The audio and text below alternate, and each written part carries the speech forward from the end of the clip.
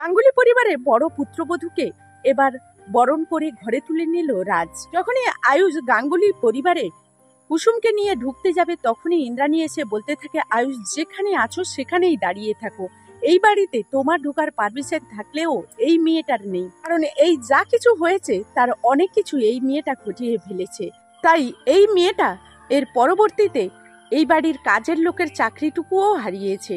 তাহলে এই বাড়িতে ও কোন অধিকারে পা রাখবে বলতো? তখনই আয়ুষ বলতে থাকে, মা তুমি তো দেখেছো, তোমার সামনেই আমি ওর স্মৃতিতে সিঁদুর পরিয়েছি। আর আয়ুষ গাঙ্গুলির হাত থেকে যখন ওর স্মৃতিতে একবার সিঁদুর পড়ে গেছে, তাহলে তুমি বুঝতেই পারছো ও আমার এখন লিগেল ওয়াইফ।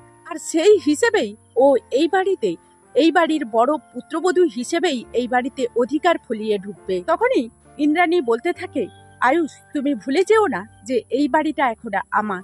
তখনই ঈশানের কাকিমণি এসে বলতে থাকে, দিদি গো দিদি, যেই ছেলেকে নিয়ে তুমি গর্ব করছিলে সেই ছেলেটা তোমার এইরকম ভাবে মুখে মুখে তর্ক করছে এবং কি রকম টাকাস টাকাস করে কথা বলছে, তুমি বুঝতে পারছো তোমার ছেলেটা এই মেয়ের সঙ্গে এখনই বিগড়ে গেছে। তখনই কুসুম বলতে থাকে, দোহাই আয়ুষ বাবু, আপনি আমাকে আটকানোর চেষ্টা করবেন না। আর দেবীমা, আপনি আপনার ছেলেকে বাড়িতে ঢুকতে দিন, আমি এখান থেকেই চলে যাচ্ছি। আয়ুষ বলতে থাকে, দাঁড়াও কুসুম, তোমাকে এই বাড়ি থেকে কে বের করে দেয় আমিও সেটা দেখব।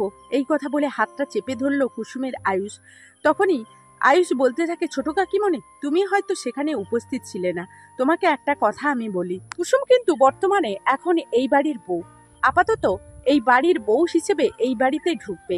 আর এই অধিকারটুকু তুমি কিন্তু কোনোভাবেই ছিনিয়ে নিতে পারো না। কথা বলা মাত্রই সেখানে দেবলীনা বলতে থাকে, আয়ুষ তোমার কি মাথা খারাপ হয়ে গেছে? তুমি কাকে কি বলছো? এই ইন্দ্রাণী গাঙ্গুলি, যে কিনা তোমার মা, যার মুখের উপর মুখে কথা বলা তো দূরের কথা, তার চোখের উপরে চোখও রাখনি, আর সেখানে আজকে তুমি তার মুখে মুখে তর্ক করে তাকে তোমার দুঃসাহস দেখানোর চেষ্টা করছো। তো বড় সাহস হয় কি করে? তুমি এই কাজের মেয়ের জন্য তোমার মায়ের বিরুদ্ধে চলে গেছো। তখনই আয়ুষ বলতে থাকে, দেবলীনা, তোমার ল্যাঙ্গুয়েজ গুলো তুমি চেঞ্জ করো, কারণ তোমাকে আগেও বলেছি, তখন তুমি বলেছিলে হয় ড্রাইভারের মেয়ে না হলে কাজের মেয়ে।